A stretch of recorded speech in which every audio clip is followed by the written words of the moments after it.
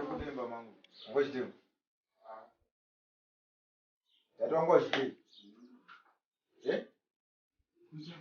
Yatongochite, andikutaura newe. Sorry, bvunza mukadzi wenyu ndiye inapinda nemukadzi wenyu.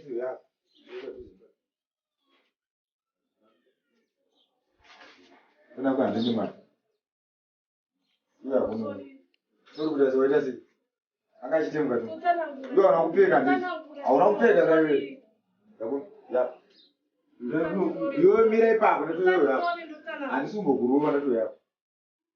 Signoro. Dati mira. Signoro, stanno Hey, chimbomira. Signoro. Tonowapisha nditi.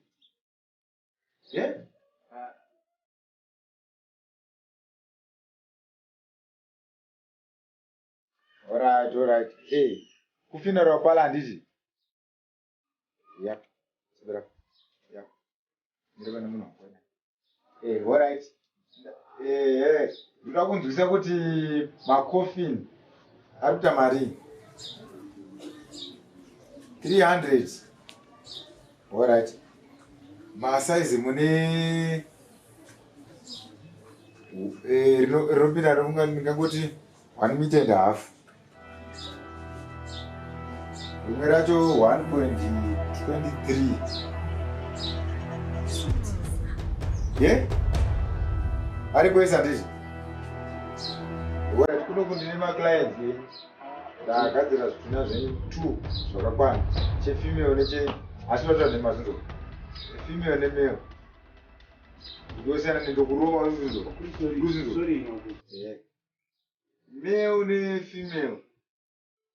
Alright, male ndosiyana zvoti kumusha kuende kupi. Asi uyu ndokwagutu mukadzi manje. Sagadzirai mangwana muri kuona zvinhu zvenyu yakuno. Wakuru sorry. Tatu yakuno. Tikunzwa nani? Apaona manje. Sorry. Alright. Ndiyaronga ngoti vanonga vafambisa zongo wacho vachise kwa muri. Mangota kura vanhu. Sorry nyoko. Sorry.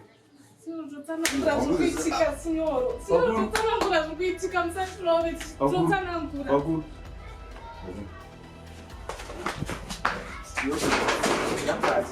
Unodzoka. Anodzoka mira uone. Undombara iwe ndonozwa kwanogara iwe. Iwe ndonozwa kwanogara nditi. Anokona muno. Unowapisha.